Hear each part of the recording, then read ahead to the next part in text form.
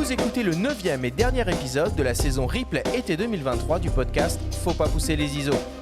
Cette semaine, on vous propose de découvrir ou redécouvrir l'émission diffusée le 13 janvier 2022 au Coin du Feu avec le photographe Vincent Munier et les témoignages de Maria Miguet, de Warren Ellis, d'Éric de Kermel, de Jean-Marie Triboulot, de Laurent Balesta, photographe, plongeur et biologiste naturaliste français, de Marc Namblard et enfin de Mathieu Ricard.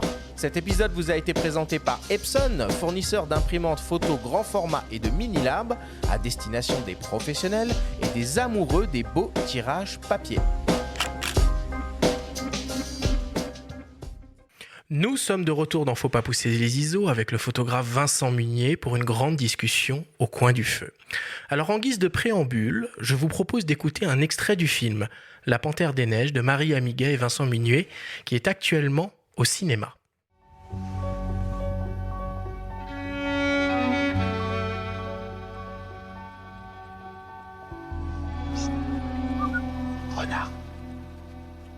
Renard du Tibet. Il est sur un trou de pica.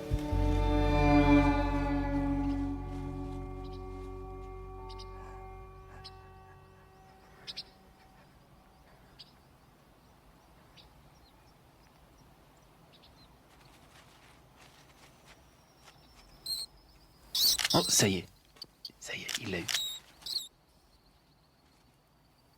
Il est fort.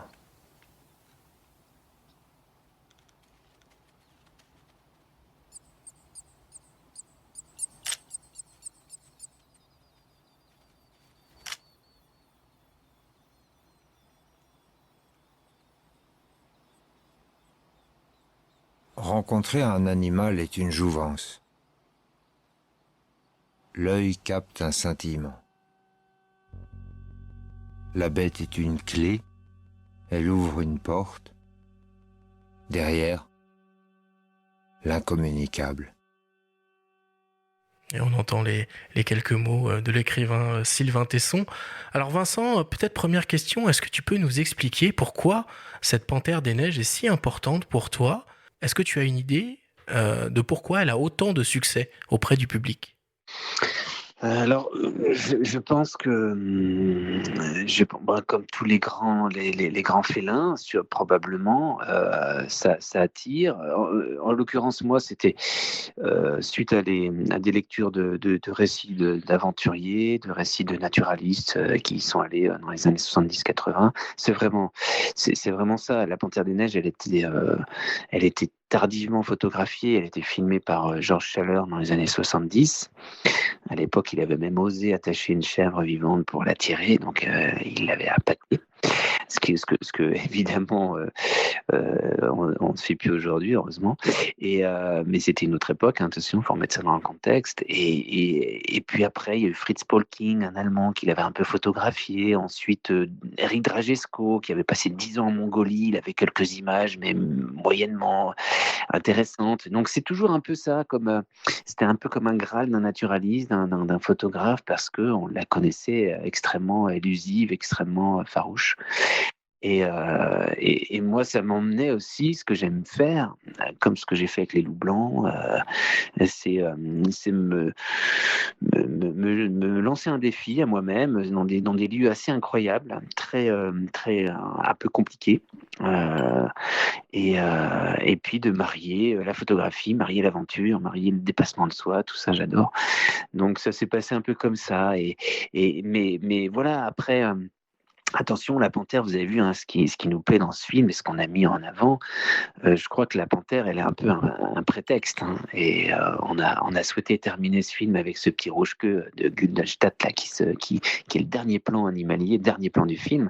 C'est pour montrer que finalement, tout est fascinant, quoi. Il n'y a pas vraiment une hiérarchie dans ces animaux, comme le dit Sylvain, là, qui nous transperce à chaque rencontre. Et vous avez vu le chamanoul, c'est juste incroyable. Il y a aussi une séquence de ces cerfs que j'avais filmé. Là, c'était un voyage où j'étais en solo à contre-jour. Il faisait moins 20, moins 25 et ils bramaient, ils étaient surexcités, ils fumaient de tous les côtés avec une lumière à contre-jour.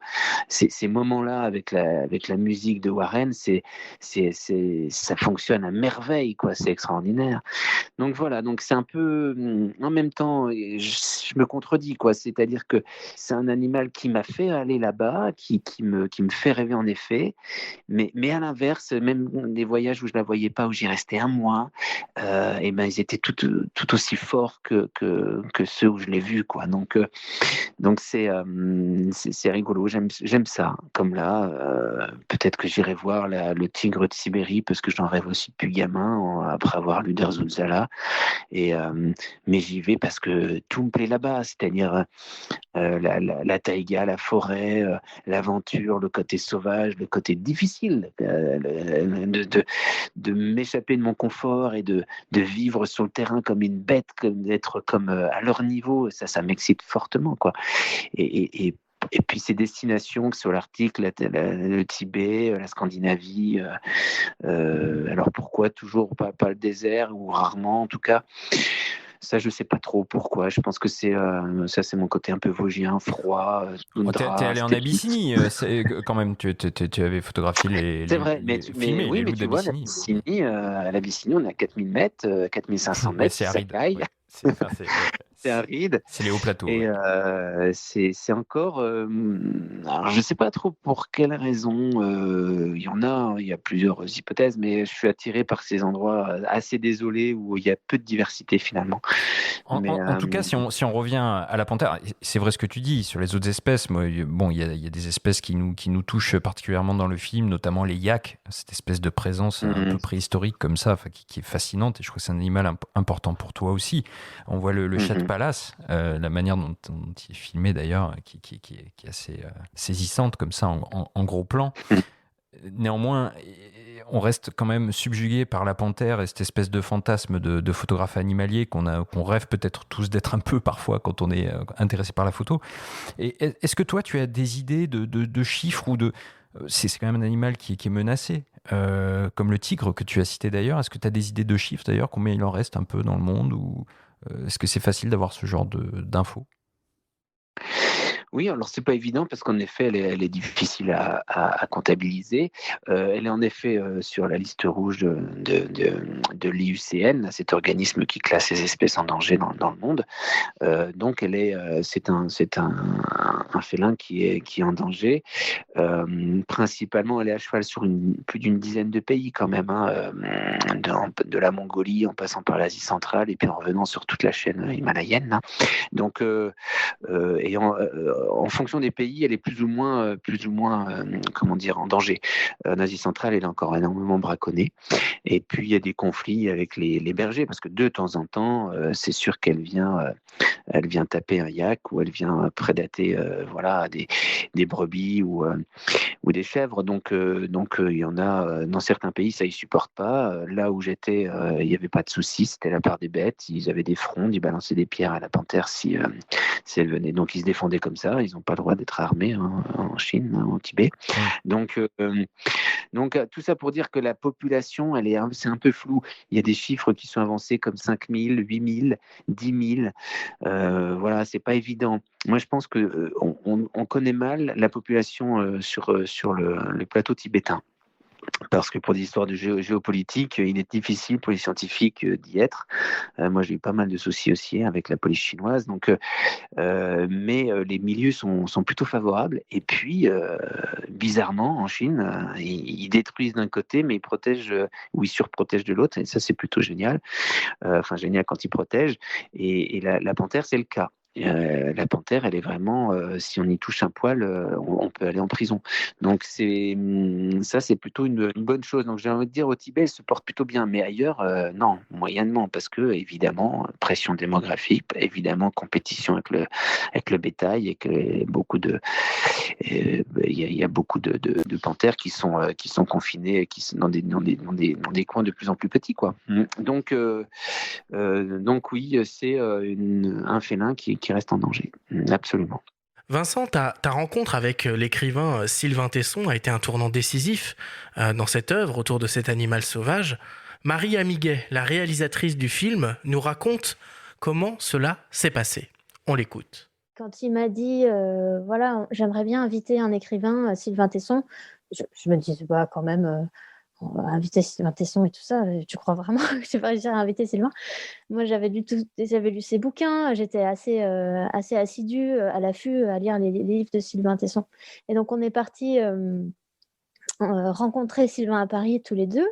On s'est retrouvés dans un petit bistrot que Sylvain affectionne, autour d'une table et d'une carte. Et puis Vincent a commencé à parler à Sylvain et à lui demander voilà, écoute, on a ce projet-là, ça fait 6, 7 voyages que je vais au Tibet, je cherche la panthère des neiges et j'aimerais t'y emmener et en échange de te montrer peut-être la panthère des neiges. C'est un pari un peu osé, hein.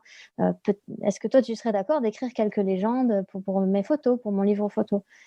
Et là, Sylvain nous a regardés tous les deux et avec les sourcils en circonflexe et il nous a dit mais donnez-moi une bonne raison de ne pas venir.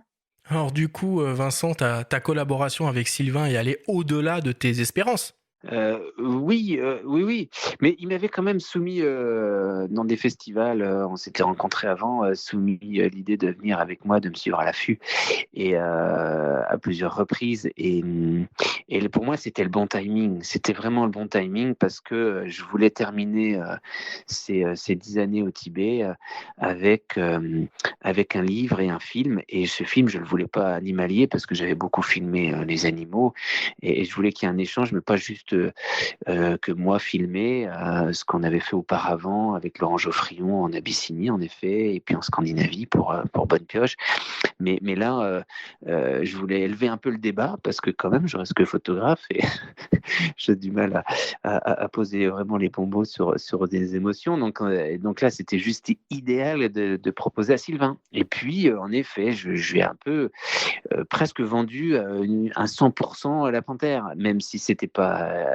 vrai, mais mes voyages précédents c'était du repérage. J'avais vraiment je connaissais les canyons où ça allait, donc je me suis dit ben voilà, ça peut être, j'avais vraiment ce besoin de lui pour ça quoi. Je me dis mais ça va être fabuleux d'avoir en effet ces textes pour mon livre.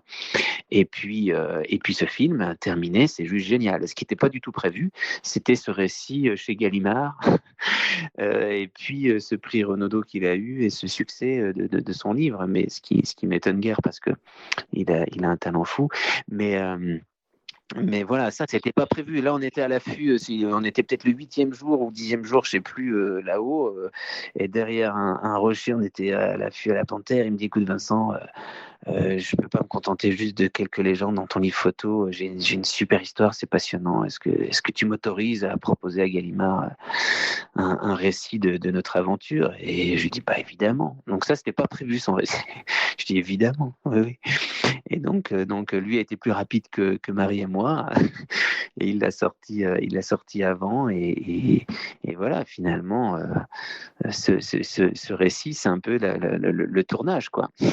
Il faut quand même lire les 2 ouvrages qui sont édités chez toi par Kobalan. Il y a notamment Les Carnets d'affût que moi je trouve très très réussi, où il y a une sorte de making-of en fait finalement, quand on a vu le film ou quand on a lu le livre qui est auréolé du prix Renaudot, on voit un petit peu toute l'aventure, on vous suit les uns les autres, Léopold, Marie, Sylvain et toi. N'empêche que quand tu convies Sylvain comme ça sur le terrain, toi qui à la base est très solitaire, tu es dans une aventure finalement collective et médiatique, puisque bon, c'est quelqu'un, au-delà de son talent, qui est aussi devenu quelqu'un de très médiatique, malgré lui, hein, bien sûr. Comment sûr. Toi, tu vis ça sur le terrain, même si tu vas de plus en plus aussi vers la vidéo qui requiert l'assistance d'autres personnes, alors qu'en photo, tu peux rester solitaire. Comment toi, personnellement, tu vis ça sur le terrain ? Oui, bah là, moi je m'étais un peu conditionné parce qu'on partait vraiment. Là, il y avait 0 photo. Hein, tous les 3 derniers séjours, c'était même avant, quand je partais en solo, c'était vraiment que vidéo, principalement. Et j'avais commencé, en effet, comme tu le dis, hein, en vidéo, tout seul, c'est moins évident. J'en ai fait un peu tout seul, mais après, il y a Léopold qui est venu m'aider. J'ai pris aussi un copain naturaliste. Enfin bref, je me suis entouré. On était soit 2 ou soit une fois, on était 3 même.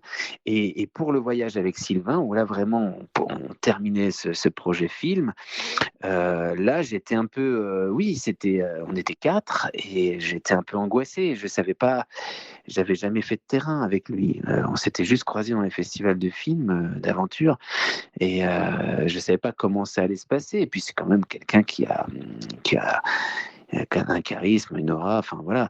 Et c'était pas évident. Et ça a matché relativement vite. C'est un gars qui pourrait paraître, quand on l'entend, quand on l'écoute, comment dire, un peu inaccessible, ou tellement il s'exprime magnifiquement bien.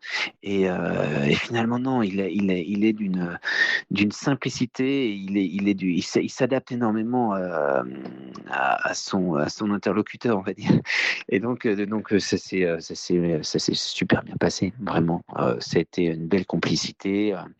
Il était besogneux, il bossait, il écrivait énormément, il déconnait souvent, il y a beaucoup d'aphorismes, beaucoup de calembours. Non, on faisait souvent des binômes, on se retrouvait le soir, soit sous la tente, dans la grotte, ou dans les cabanes des bergers. Et on était exténués évidemment, mais vraiment aucune tension.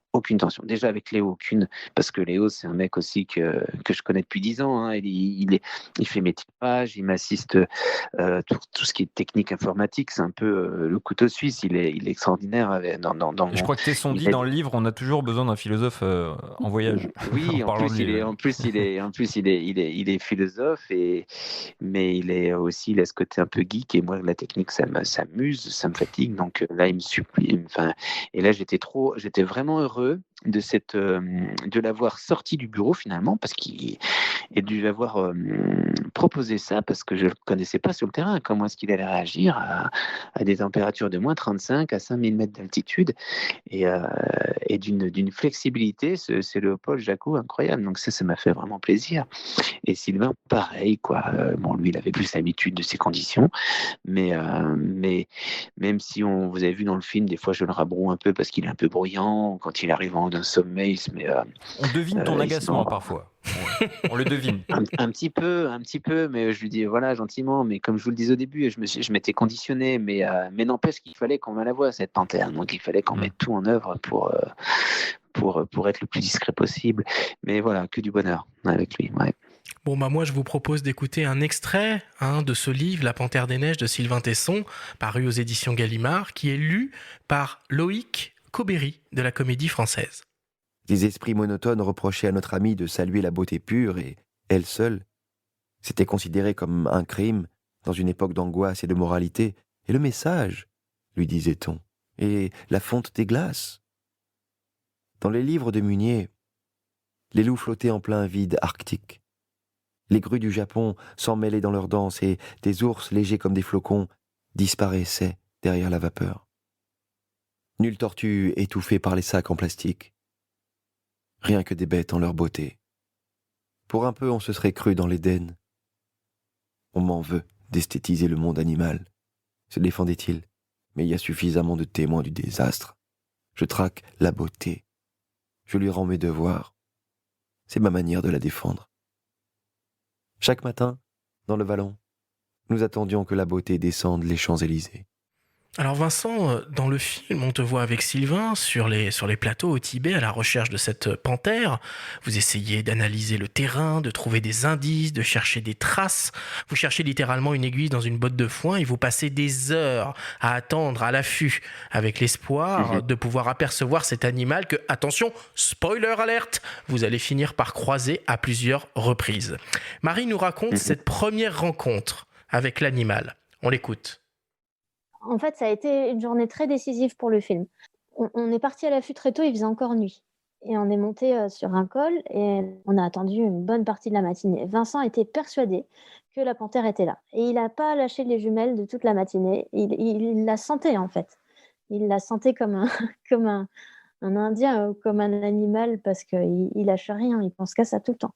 Et puis nous, avec Sylvain, on se caille un peu et puis on discutait quoi. On discutait et je filmais pas à ce moment-là. Et puis ensuite, Vincent est allé plus haut tout seul, 50 mètres, 100 mètres plus haut. Et nous, on continue, on se racontait des choses. Et puis, Vincent est revenu au bout d'une heure en courant, avec en plus, il y avait, je sais plus, il y avait un vol de gypaètes au-dessus de lui. Il y avait au moins 3-4 grands gypaètes c'était une image hallucinante. Dans une lumière complètement folle entre deux nuages. Et là, il nous dit, j'ai vu la panthère, elle était là, elle dormait sur ce promontoire derrière nous. J'étais sûre qu'elle était là. Il sent des trucs que nous, on a mille lieux d'imaginer. Et puis d'un coup, il arrive, il dit, si, c'est bien ça, j'avais raison. Effectivement, c'est une panthère qu'on a vu ressortir et elle est passée devant un troupeau de barral, là. Donc c'est cette espèce de chèvre des montagnes, là. Et elle est passée, je sais pas, peut-être 10-20 mètres de ce troupeau. Le troupeau l'a vue arriver, donc ils n'étaient pas stressés. Ils se sont mis un peu face à elle, de front, en lui disant, bon, écoute, on est là, quand on te voit. Elle a traversé et on l'a perdue. Et on l'a plus retrouvée après. Donc en fait, ça, en réalité, c'était notre première vraie panthère sur le terrain avec Sylvain, sauf que c'était loin, c'était au moment où il y avait une grosse rafale de vent avec de la neige, donc on n'y voyait d'un coup plus grand-chose, et puis elle a disparu, quoi. Et donc on a su à ce moment-là que, bon, elle traînait dans le coin, en plus de l'avoir vue sur le piège, mais sauf qu'on ne l'avait pas filmée, quoi. On l'avait pas filmé, et puis Sylvain, il l'a à peine aperçu dans une bourrasque de vent, il n'est même pas sûr de l'avoir bien vu. Trouver une bête dans les jumelles de loin, comme ça, c'est hyper galère.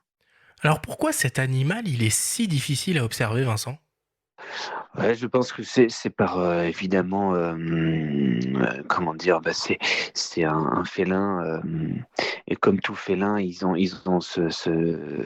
cette capacité à se camoufler, à être ils ont ce besoin d'être au plus près de leur proie. Donc je pense que c'est pour ça aussi, ils sont tellement affûtés à être un peu, comme on le disait, à être un peu minéral, à se fondre dans la pierre, et ils sont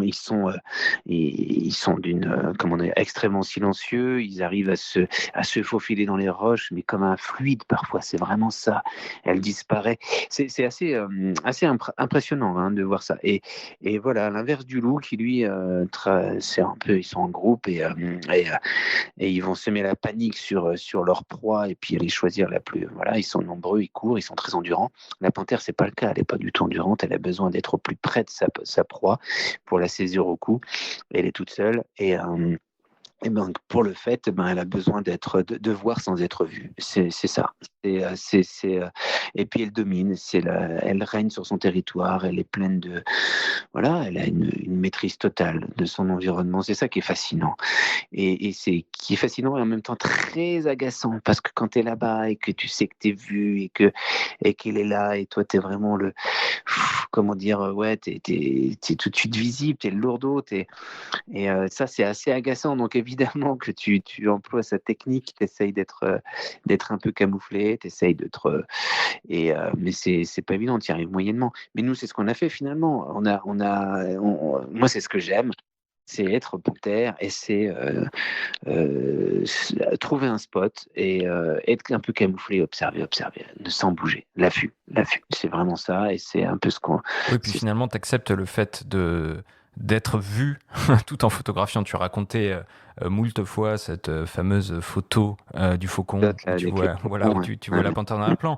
Et tu recours quand même à d'autres artifices aussi pour essayer de la voir. On te voit installer des pièges pendant le film. Il y a ce côté un peu making-of aussi qui rend le film... Je parlais de côté rustique un peu, mais c'est ça qui rend le film aussi un peu artisanal à sa façon et très agréable à voir. On se projette vachement. Finalement, il y a de l'humilité aussi. Tu mets un piège photo la nuit pour voir si elle passe à tel ou tel endroit, tu étudies le terrain et c'est fondamental finalement. Mais ouais, mais c'est ça, c'est pour ça qu'il faut attention. Moi, à aucun moment on veut jouer les héros. Et puis cette photo avec le faucon et la panthère derrière que je vois seulement 2 mois après, c'est ça quoi. C'est des pieds de nez et c'est important de le dire. On n'est pas des héros là-bas, même si on est un peu plus habitué, un peu plus que la moyenne évidemment, mais quand même. Non, là, c'est vraiment mettre en avant. C'est ce qu'on a mis. Moi, moi je tenais à cette phrase de fin, quoi. C'est un hommage à toutes ces bêtes, quoi. Un hommage à toutes ces bêtes que l'on ignore et à qui on fait beaucoup de mal indirectement ou directement, et dont on dépend, quoi. C'est vraiment ça, dont on dépend. Donc c'est ça. Et nous, on est là, voilà. Et en effet, tu as raison, on emploie des pièges photos. Moi, j'ai recours à cette technique qui m'aide bien. Désormais, il y a même des jumelles thermiques qui existent. En l'occurrence, j'en avais pas à l'époque, mais maintenant, ça devient un peu plus facile, qui détectent les chaleurs. Donc, il y a des moyens qui nous aident énormément, parce qu'on en a besoin. C'est triste, quoi. Et on précise pour les auditeurs peut-être, on précise rapidement pour les auditeurs peut-être non aguerris qu'il s'agit de pièges, on va dire vidéo. Hein. On parle pas Voilà, c'est des pièges photos évidemment, mais ça c'est ce qu'on utilise depuis longtemps. Moi, j'utilise ça depuis une quinzaine d'années déjà pour le lynx ici, et en effet, c'est vrai que c'est chouette de voir ce qui passe. On apprend un peu mieux, mais voilà, c'est comment dire, oui, on a quand même pas, voilà, on n'a pas trop de mérite et par rapport à toutes ces bêtes. Donc, comme tu le disais, c'est toujours ce sentiment d'humilité qui est fort, qui est nécessaire, et vraiment là-bas, qui est nécessaire. Pareil avec les ours, hein, vous avez vu cette séquence avec ces ours. Moi, je le répète souvent, mais d'être dans ces montagnes-là et de pas être le maître, de pas, tu vois, gérer, maîtriser, enfin, ne pas. Et ça fait un bien fou, quoi, de se sentir proie, de se sentir vulnérable, et sans toujours mettre l'accent sur les bêtes qui nous terrorisent, parce que ça on aime bien les attaques d'animaux sauvages. Mais voilà, nous on reste proie, et ça c'est bien de le savoir. Ça c'est bien que tu le verbalises, Vincent, parce que dans le film c'est plutôt Sylvain qui le verbalise, le côté un petit peu inquiet à l'approche des ours dans votre direction. On va pas en dire beaucoup plus. Cette séquence. Allez voir en salle. Ouais, allez le voir en salle. Mais c'est une très belle séquence qui montre encore une fois tout l'écosystème au plateau tibétain autour de la panthère. Et finalement, la panthère n'est, comme tu l'as dit, à un moment finalement que la toile de fond est le prétexte pour cette espèce d'épopée philosophique sur les hauts plateaux. Alors, c'est vrai que quand on est à l'affût, on essaye de trouver le meilleur endroit pour voir sans être vu. Alors à 1, c'est déjà pas facile, mais à 4, ça l'est encore moins. Si tu maîtrises cet art la plupart du temps, il y a des moments où tu te fais toi-même piéger. On écoute Marie nous raconter une anecdote amusante à ce sujet-là. D'un coup, il y a ces gamins qui sont arrivés au fond du canyon et qui nous ont repérés, évidemment, parce qu'ils connaissent la montagne comme leur poche. Mais c'était les enfants des nomades chez qui on vivait, chez qui on avait le camp de base. Et ils sont montés à l'affût. Et c'est vrai que ça a été une séance pour moi, une séquence hyper pleine d'émotions, parce que j'ai trouvé ça génial qu'on soit là hyper sérieux à attendre la panthère des neiges, les aventuriers et tout. Et puis d'un coup, il y a cette troupe de petits mômes là, avec le sourire jusqu'aux oreilles, qui montent et qui nous montrent que les gars, vous n'êtes pas trop bien cachés en fait. Vincent a un peu râlé en disant ça c'est ce qu'on appelle un affût discret. Et puis très vite, c'était un super moment qu'on a partagé là où ils sont restés 1 heure avec nous. Donc les garçons, ils ont arrêté de surveiller, et puis on a blagué, moi je filmais un peu tout ça, c'était très sympa. Bon Vincent, si tu pouvais donner quelques conseils aux amateurs, aux novices qui aimeraient s'essayer à la pratique de l'affût, alors peut-être dans des environnements un petit peu plus accessibles que les hauts plateaux du Tibet, qu'est-ce que tu pourrais leur suggérer ? C'est ce que je dis souvent, c'est déjà un peu essayer de connaître un peu les animaux, et puis d'avoir une bonne paire de jumelles. Ça, c'est vraiment important avant vite d'acheter du matos photo, des bons guides naturalistes, une paire de jumelles. Évidemment, essayer d'être un peu homochrome, d'être camouflé, quoi. Donc, essayer d'être de cette couleur un peu du milieu où on est. Et puis la patience, l'école voilà, c'est un peu aussi l'éloge de la patience, se poser, et que rien n'est sûr, même si parfois, j'avoue, quand on s'arrache les yeux pendant 8 heures par jour, et ça dure pendant 8-10 jours ou rien, on sait qu'elle est là parce qu'elle a une proie, ou alors on l'a aperçue rapidement, de manière fugace, au crépuscule, on sait que, et puis non, rien.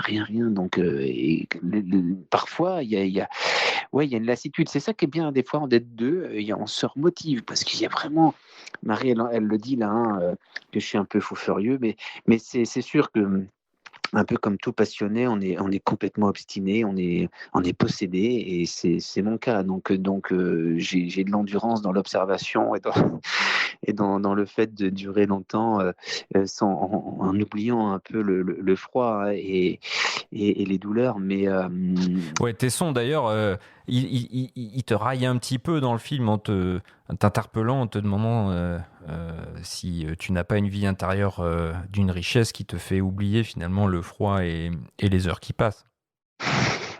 oui, il me demande si. Mais oui, mais après, moi, je pense que ceux qui connaissent un peu cette activité comprennent vraiment que non, finalement, non, il n'y a aucun moment, c'est très rare que, en tout cas, pas des idées sombres, pas l'ennui, parce que vous avez vu, hein, bon, je suis en effet, tous mes sens sont en éveil, donc le moindre petit croissement d'un corbeau, je suis attentif, le moindre petit passereau qui passe, moi, Tu chantes avec les loups aussi. je me nourris de tout ça, quoi, et les loups, évidemment, et donc, oui, donc, en fait, non, il n'y a aucun ennui, mais ça c'est vrai que du jour au lendemain, comme ça, il y a un tel décalage. Moi, j'ai quand même grandi avec la forêt à côté de chez moi, et j'étais toujours en forêt pour faire des affûts, donc c'est quand même une histoire assez singulière, et tout le monde n'a pas ce chemin de vie. Donc, du jour au lendemain, dire voilà, je vais à l'affût, et je reste pendant des jours sans bouger dans des conditions un peu sévères, bah évidemment que ça va être compliqué, quoi. C'est pas possible. Il faut le faire un petit peu, voilà, de manière progressive, et puis pas tout de suite. Nous, on est contents parce que ce film, en tout cas à la fin, les gens, ils n'ont pas qu'une envie, c'est tout de suite de s'attaquer à la panthère, et tant mieux. Et ça donne pas envie de vraiment tout de suite d'aller voir la Panthère des Neiges, parce que ça, pour moi, c'est une consécration, c'est un chemin de vie qui a été sur plus de 10 ans, mais même plus, j'ai envie de dire, parce que même toute l'expérience que j'ai pu acquérir avant sur d'autres espèces dans d'autres pays m'ont aidé pour la panthère. Donc voilà, et je trouve que c'est bien. Des fois, je peux être un peu agacé par des gens qui disent ah ben voilà, bon, là je vais aller faire la panthère, donc je paye un guide, et on me montre, et ça, on rentre vraiment dans la consommation aussi, et on n'y échappe pas, et ça, je trouve ça un peu dommage, parce que ce qui est génial, c'est d'y aller tout doucement, et de commencer avec les mésanges derrière chez nous, avec des renards, et puis petit à petit, peut-être au fur et à mesure des années, aller se lancer un défi comme une bête comme ça, mais pas consommer, quoi, pas en 2 semaines, tout frais payé, 100% garanti, quoi. Alors Vincent, dans ton film, on est évidemment émerveillé par les images, mais aussi par le son de la nature, particulièrement bien retranscrit, mais aussi par la musique du film. Alors on peut dire que tu n'as pas fait les choses à moitié, puisque tu as travaillé avec Warren Ellis, compagnon de route de Nick Cave and the Bad Seeds. On l'écoute nous raconter la genèse de votre relation et de cette collaboration. Ouais, génial. On a discuté, j'ai dit, écoute, je peux faire peut-être le moitié de musique pour le film. Et le reste, parce qu'ils avaient fait un montage avec la musique de moi et Nick. Et j'ai dit, bon, bah, avec le reste, je peux te donner gratuitement. Et en fait, j'ai réservé 5 jours dans le studio. J'ai travaillé 10 heures du matin jusqu'à 3 heures du matin. Ce temps-là, j'ai décidé, si c'était possible, de faire un BO original pour le film. Nick, il est venu pour un jour, il a resté 3 ou 4. On était tous très émus par le documentaire. En même temps, je dois dire aussi que de rencontrer Vincent fait une ouverture dans mon cœur que je ne savais pas ça existait. Pendant l'enregistrement, j'ai adopté une panthère des neiges. Une amie m'a contacté disant « Tu peux faire mieux que ça, que WWF ». J'ai fondé un parc pour les animaux à Sumatra. J'ai parlé avec Vincent de ce parc pendant l'idée était vraiment dans l'air. Et pour moi, le parc, Vincent, le film, tout est lié. Pour Vincent, c'est bizarre, on a passé un moment ensemble à Cannes, mais qu'est-ce que j'aime ce mec. je dois dire que le film est magnifique. L'équipe est magnifique. Marie, Sylvain, de composer la musique pour ce film, c'était un vrai honneur. Je crois que pour moi, c'est le plus beau film que j'ai jamais vu sur les animaux. C'est sauvage, ce côté. Les animaux sont fiers, ils sont réels, moi, j'ai jamais vu un documentaire comme ça. C'est une de la plus belle expérience que j'ai eue en composant la musique pour un film. L'image et qu'est-ce que ça raconte, c'est fabuleux. Ouais, Vincent, on parle de petits films rustiques, artisanal. Enfin, il y a quand même Warren Ellis à la baguette, qui est un des plus grands compositeurs de films. Je sais pas, moi, je l'imaginais un peu comme Neil Young devant les images de Deadman pendant qu'il composait. Enfin, c'est fabuleux, quoi. Et toi, comment tu accueilles ce témoignage-là? En plus, l'influence que tu as eue sur lui, puisqu'il a fondé donc un sanctuaire pour les animaux à Sumatra. Moi, j'adore, merci, c'est génial. J'adore déjà l'entendre. C'est un mec qui est. Comment dire, c'est devenu un frère. Vraiment, on s'appelle souvent. Enfin, c'est une rencontre assez folle, quoi. C'est folle. Et en effet, ça fait en effet partie du succès de ce film, cette musique incroyable. C'est parce que Warren est un génie. Et après, moi, il me congratule et tout, mais après, c'est chacun un peu dans nos univers. Là, il découvrait le mien. Moi, le sien, je le connaissais depuis un petit moment parce que depuis plus de 15 ans, je suis fan et j'écoute toutes les musiques de films qu'il a pu faire, que ce soit l'assassinat de Jesse James, The Proposition, tout ça. Et c'était dans ma playlist et c'était souvent dans mes musiques témoins de films, ce qui était le cas là, en l'occurrence. Donc, et après d'avoir rencontré ces génies-là, que Nick arrive avec sa voix complètement hallucinante, et puis ce rapport humain qu'il y a eu entre Warren et puis nous, enfin c'est d'une puissance, c'est même difficile à décrire, si vous voulez.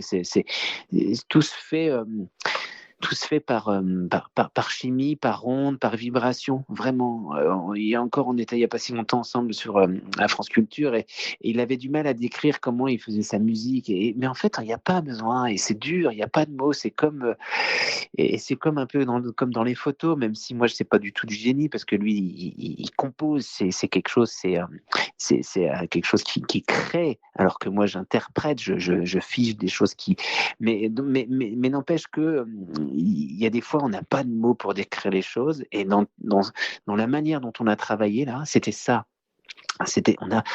On a échangé, mais on parlait de tout et de rien. C'était très philosophique sur la vie. Mais il comprenait tout de suite, quoi. Tout de suite, cette intelligence, cette subtilité dans la recherche du son qu'il fallait. C'était que du bonheur. Que du bonheur. Franchement, c'était extraordinaire. Et encore plus, comme tu dis, qu'il soit saisi par cette cause animale, alors que lui, c'est pas du tout son univers. Il découvre ça et qu'il s'engage. Ellis Park, là, ce qu'il a créé au Sumatra, c'est juste génial. Nous, Kobalan, on est devenus partenaires aussi, donc c'est une super aventure. Des centres de soins d'animaux maltraités, des macaques, des attelles, enfin tous les animaux de là-bas, des éléphants. Il a grandi. Ils font une clinique pour donc c'est vraiment, je trouve que ce projet Panthère, ça, tout s'est fait, même s'il y a eu des difficultés, évidemment. On a galéré au montage, il y a plein des moments de galère, mais ce qui est normal, c'est une lutte, mais en même temps, tout s'est bien aligné, quoi, petit à petit jusqu'à ce point final qui est c'est leur musique et puis cette chanson de générique. Et là, on en était content et moi, je tremblais. Je voulais vraiment pas que les gens partent, quoi. Il fallait qu'ils écoutent la musique et cette voix de Nick Cave jusqu'à la fin parce que elle résonne au plus profond de nous, quoi. Elle vient nous réveiller des choses. Par cette voix, ce qu'elle dit. We are not alone, quoi. On n'est pas seul, les gars. Ça fait un moment, il faut qu'on se réveille. On n'est pas tout seul. Arrêtons de courir comme des tarés. Ralentissons et observons et regardons la beauté de ceux qui sont là depuis des années, depuis des milliers d'années et des milliards d'années. Enfin, tu vois, et ça nous dit plein de choses. Mais c'est tout à fait personnel. Chacun après l'interprète différemment. Mais donc voilà, tout ça pour dire qu'on on a eu cette chance de travailler avec ces 2 génies. Et puis, merci pour ce témoignage, c'est génial. J'adore l'écouter, Warren. J'adore. Bon, on va clore cette discussion là-dessus. Alors d'habitude, Vincent, on termine toujours l'émission avec un débrief et un quiz avec des questions de nos auditeurs. Mais cette semaine, on te propose plutôt un autre type d'expérience.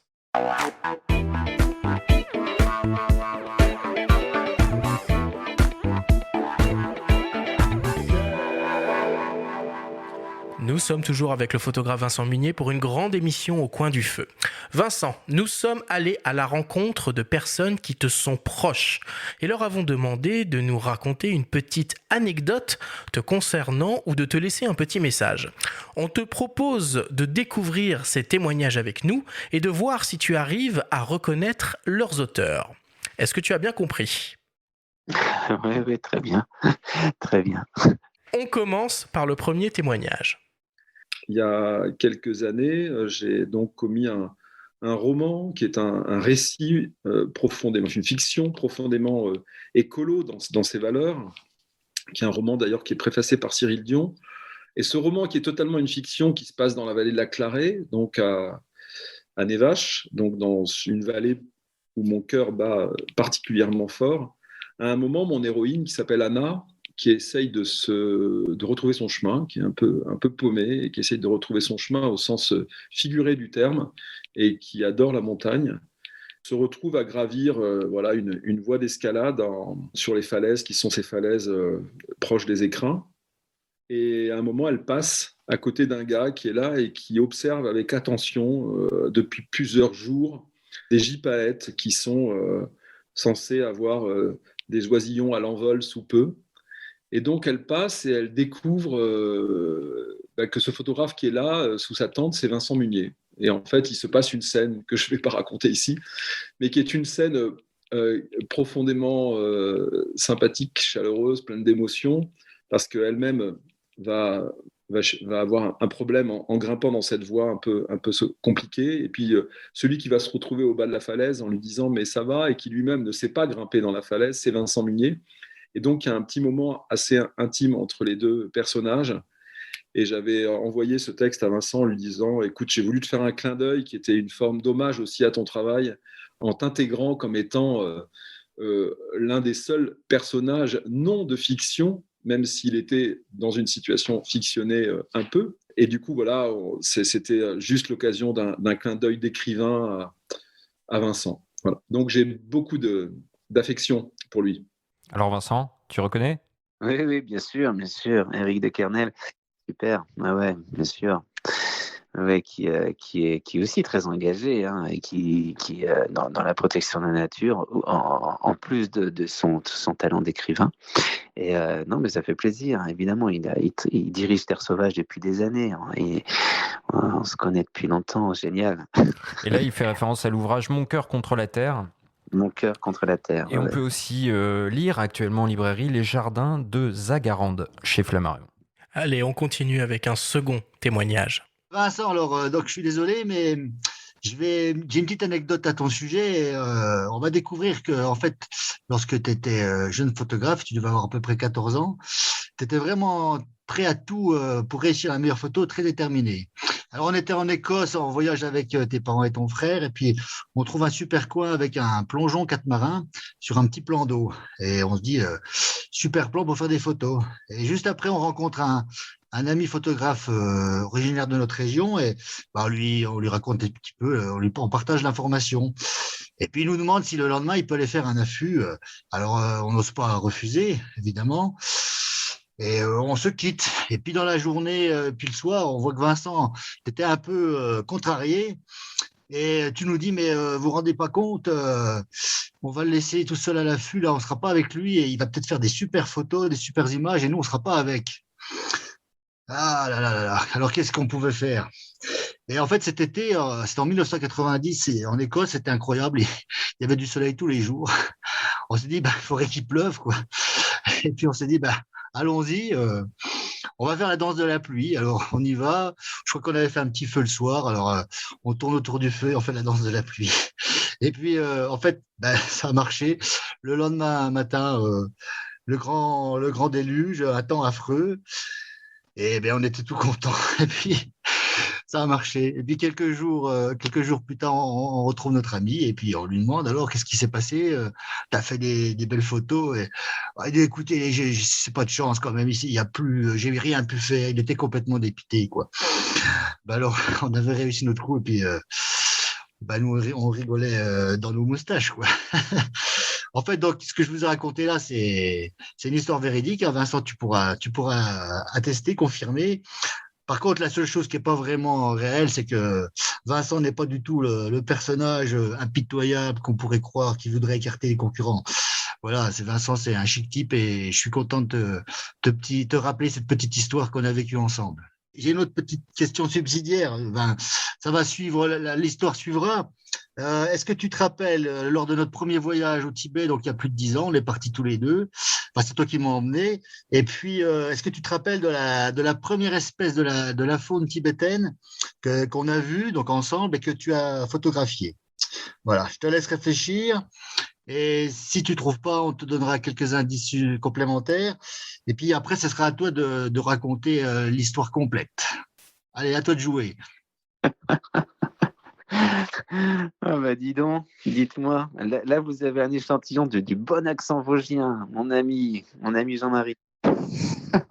Excellent. Ah, par contre, pour répondre à sa question, alors là, je crois pas, ou alors c'est première espèce. Alors je crois qu'il faisait référence à un animal urbain, mais je pense que ça doit rejoindre une blague entre vous. Le pigeon? Non. Alors, je me souviens plus, je vais revoir avec lui. Mais c'est vrai que c'est un ami forestier de longue date et qui, mon père était naturaliste écolo de l'époque, dans les années 70. Et donc, lui, il est venu nous voir. Moi, j'étais tout gamin. Hein, et il voulait s'investir dans la protection de la nature. Il est venu nous amener un balbuzard pêcheur, un oiseau qui s'était fait électrocuter. Et il voulait porter plainte et contre DF, parce que c'était dramatique, un rapace aussi incroyable que le balbuzard pêcheur. Donc et c'est comme ça qu'on a lié amitié, et maintenant c'est devenu un peu comme mon frère, mon second frère. Donc je l'ai emmené en effet 2 fois avec moi au Tibet. Ouais. D'excellentes conditions physiques. C'est un peu c'était mon Kyang. Kyang, c'est l'âne de là-bas. C'est comme ça que je l'appelais. Parce qu'il porte beaucoup. Mon Sherpa, voilà, il a une bonne capacité physique, il m'aide à porter les trépieds et le matos, la bouffe quand on partait là-bas. Génial, merci. Hein. Et c'est pas fini, on continue avec un 3e témoignage, une autre resta de la photo animalière française. Il y a beaucoup de photographes qui photographient la beauté de la nature ou d'autres qui nous montrent les horreurs de la nature. Et tout ça, on nous dit que ça a valeur de témoignage. Mais je sais aussi, parce que je partage cette idée et ce sentiment, que ton moteur qui te pousse à aller faire ces photos, c'est pas forcément la volonté de témoigner. En tout cas, c'est pas cela qui t'a poussé sans doute à tes débuts. Et que c'est simplement de vivre au cœur de cette nature sauvage, peut-être le premier moteur de tout ça. Et que c'est peut-être pour ça qu'au final, tes photos plaisent tant. C'est parce que t'es peut-être pas omnubilé par partager et montrer ces beautés, mais simplement emporté par ces mystères. Qu'en somme, ce qui compte le plus, c'est moins la beauté de la nature que ces mystères, et que c'est cela qui est le plus inspirant. Et que peut-être, même si c'est moins concret, c'est cela que l'on voit sur tes photos, les mystères. Alors j'en viens du coup à ma question. Est-ce qu'il t'est arrivé déjà, une fois dans ta vie, de renoncer à faire une photo pour précisément faire durer plus longtemps le mystère, ou entretenir ce mystère? On voyage avec vos témoignages, là. On est dans le sud. Là, on l'a avec Laurent Balesta, le grand photographe. Mon ami Laurent Balesta, oui. Évidemment. Ouais. Non, mais ça fait plaisir d'entendre. Et puis, je crois que on a quand même fait 3 mois ensemble en Antarctique. On se connaît bien. On a beaucoup de respect mutuel pour nos travaux. Et oui, c'est vraiment un ami et lui aussi un possédé dans son domaine, évidemment. Et je pense qu'il a raison parce que souvent. On dit voilà, on va faire on fait ces images pour voilà, on se lance défendre une cause et tout. Oui, c'est sûr, mais avant tout, je pense que lui il est un peu dans le même schéma. C'est notre vie quoi. On est tombé dedans étant gamin et on peut pas faire autrement.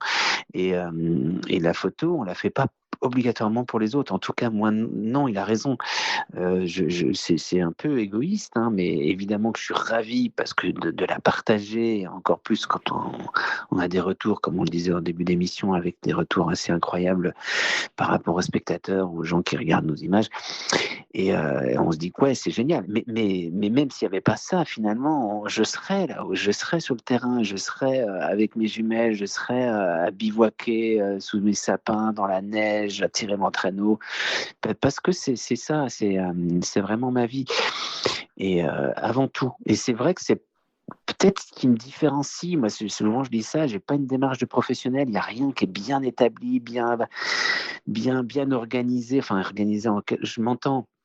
C'est-à-dire qu'il n'y a rien qui est planifié sur plusieurs années au niveau des expositions, au niveau des livres. Tout, je marche un peu à l'instinct, je marche un peu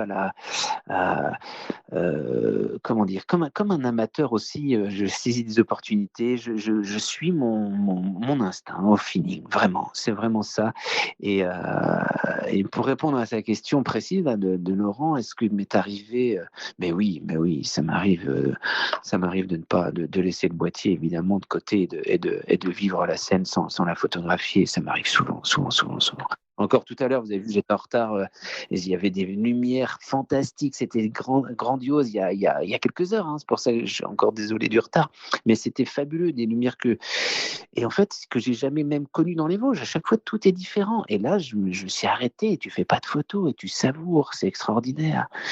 Et encore un autre moment, il me parlait. Il y en a plein.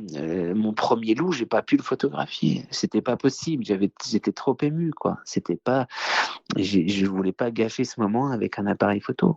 Donc oui, ça m'arrive. Ça fait penser à la scène, pour ceux qui l'ont vu, du film Walter Mitty ou Taschen Penn qui incarne un photographe. Qui incarne toi, en fait. Du National Geo. Ouais, en fait, il a dû s'inspirer de toi, forcément. Il est sur les hauts plateaux, d'ailleurs, hein, sûrement du Tibet, et il est à la recherche de la panthère des neiges, qu'on appelle en anglais The Ghost Cat, le chat fantôme, et qu'il se refuse un moment à photographier pour aller jouer au foot avec des gosses et profiter du moment. Enfin voilà, c'est une belle scène qui résume bien tout ça. Allez, on continue avec un 4e témoignage.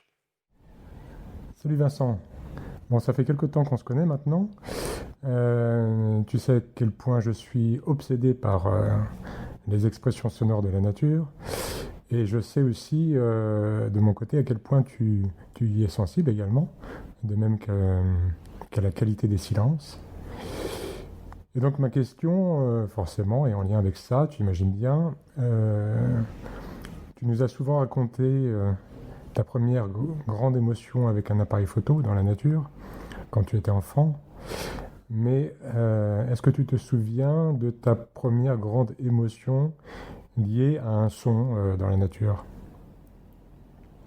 Et si tu ne t'en souviens pas, bon, c'est pas évident, hein, j'avoue que de mon côté, j'en ai pas vraiment un souvenir très, très net. Si tu ne t'en souviens pas, peux-tu nous raconter, je sais pas, une expérience sonore qui t'a particulièrement marqué, qu'elle soit vécue dans nos belles forêts vosgiennes ou ailleurs ? Génial, Marc Namblard. Ça fait plaisir parce qu'en effet, si le son il est aussi bon dans ce film, c'est aussi grâce à ses conseils, parce qu'il m'a conseillé sur le matériel à prendre à utiliser là-bas et ces micros qu'on plaçait judicieusement dans certains endroits et qu'on laissait pendant une nuit ou une journée. Et donc vraiment, Marc m'a beaucoup, qui est audio-naturaliste évidemment, m'a vraiment bien conseillé. Et je suis de plus en plus passionné par le son et là j'ai les 2 jeux de micro, j'arrête pas d'en faire. Et donc, ouais, un mec super. Et donc, tout ça pour dire que, pour répondre à sa question, oui, les sons, je vous parlais de tous les sens qui sont en éveil, c'est l'un des premiers, hein, c'est ça, hein, même avant l'odorat, et parfois même souvent, même avant la vue, c'est les sons. C'est les sons, et alors ils sont nombreux, alors aussi, c'est difficile. Moi, j'ai le souvenir, étant gamin, j'étais avec mon ami avec qui je faisais des affûts, Benoît Paluzinski, un copain, et on rêvait de voir certains oiseaux qu'on voyait dans les guides naturalistes, et c'était la huppe faciée. C'est un oiseau tout brun qui fait très africain, avec une huppe incroyable qui peut être en érection de temps en temps quand elle chante souvent.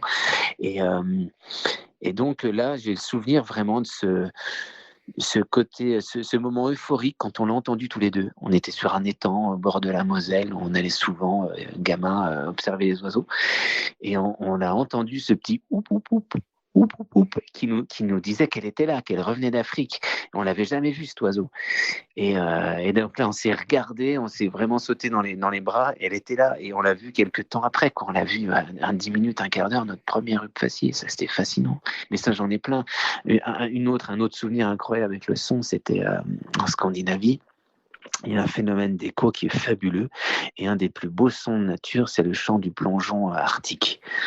Et là-bas, j'y allais souvent au mois de juillet, août. Donc là-haut, t'as pas de nuit, hein, t'as le soleil de minuit justement. Donc et t'as pas un bruit. Et quand t'as le plongeon qui fait sa parade, il y a un phénomène d'écho. C'est comme une grande plainte dans la Laponie, dans la taïga. C'est extraordinaire. Donc là, ça te met le poil. T'as des frissons incroyables. Donc ça, c'est aussi des sons de folie. Après, évidemment, tu as des souffles d'ours. J'ai plein de mémoires, de sons en mémoire qui sont d'une puissance et d'une force énorme. Mon premier loup qui chante, évidemment, ça c'est juste fabuleux, c'est énorme, t'en pleures. Ouais, donc non, c'est tellement important tout ça. Mais c'est ce qu'on a voulu mettre dans ce film, c'est vraiment ça aussi, c'est toute la subtilité de ces sons nature, et ça c'est une force, ouais. Et à lire et écouter La Nuit du Cerf, que tu as réalisé avec Marc Namblard aux éditions Kobalan. Allez, on continue avec un avant-dernier témoignage d'un ami du podcast Faut pas pousser les ISO. J'ai une immense admiration pour mon cher ami Vincent. Tout d'abord, sur le plan photographique, ce sont des images absolument merveilleuses qui inspirent, dans lequel le regard se perd, que des images dont on peut s'imprégner pendant longtemps, qui transforment votre regard de photographe, votre vision du monde, et qui redonnent confiance dans la beauté de la part sauvage du monde, la beauté de la nature, la beauté de l'être humain qui regarde cette nature. Et aussi une profonde admiration pour Vincent en tant que personne, ses qualités humaines, sa modestie, sa gentillesse, son amitié des plus fiables, et donc autant de qualités éminemment appréciables. J'ai passé d'excellents moments avec Vincent dans sa retraite montagnarde des Vosges. J'ai participé à l'exposition dans la forêt, les Sentiers des Vosges, du toit des Vosges au toit du monde, de l'Himalaya. Et nous avons fait une mémorable excursion un matin très tôt avant l'aube dans 2 montgolfières, dont l'une pilotée par son papa, qui lui a appris aussi la photographie, lui a donné le goût de la nature sauvage, et qui s'est terminée par un épisode assez cocasse. Nous avons atterri donc un dimanche matin vers 8h sur la place d'un tout petit village. Les gens qui ouvraient les volets étaient absolument stupéfiés de voir cette montgolfière sous leurs fenêtres. Donc d'excellents moments, et j'espère qu'ils se renouvelleront. Et encore une fois, toute mon amitié et mon admiration à Vincent. Mathieu Ricard, évidemment, c'est touchant, merci. Ouais, c'est touchant. Écoutez, Mathieu, à chaque fois qu'on se revoit, et c'est des grandes embrassades, c'est quel sourire et quel apaisement quand on le rencontre. Et puis, il a ce regard toujours de l'éternel gamin. Je trouve ça vraiment génial. Il est super enthousiaste, il est passionné devant plein de choses. Il s'émerveille aussi devant des choses toutes simples. Et ça, c'est tellement beau et ça manque tellement. Et ça, je pense que c'est de sa force et grâce aussi à son travail, à sa spiritualité, bien sûr.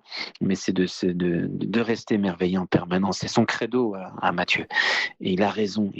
On a besoin de ça. On en manque cruellement de cet émerveillement qui nous nourrit. Donc, oui, merci. Et puis, voilà, on parle de photos avec lui, c'est pareil.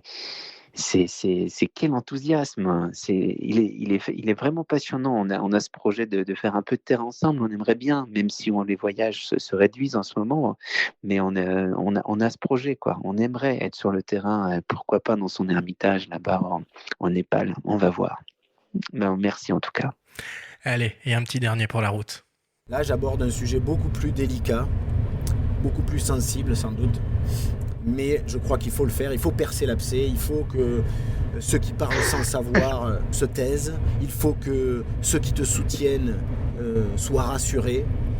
Voilà, il y a une rumeur, et tant pis si je mets les pieds dans le plat, il y a une rumeur qui prétend que tu aurais eu le mal de mer lors d'une traversée entre l'Australie et l'Antarctique, dans des conditions de mer un petit peu fortes, on va dire. Et voilà, je crois qu'il faut dire la vérité sur ce sujet. Cette histoire de mal de mer dans les hautes latitudes. Voilà, ne me remercie pas. Je suis sûr que tu seras soulagé une fois que tu auras répondu à cette question. À bientôt l'ami. Écoute Vincent, si jamais on fait une émission avec Laurent, tu pourras lui rendre l'appareil. Ah mais c'est prévu bientôt.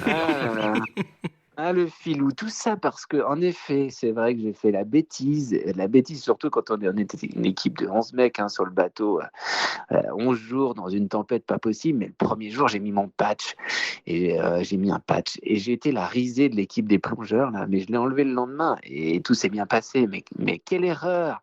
Et voilà, donc maintenant ça va me c'est un filou ce Ballesta. Bon, en tout cas, merci beaucoup Vincent pour toutes tes réactions. Merci à vous en tout cas pour ces chouettes témoignages. Vraiment, c'est très sympathique de votre part. Merci.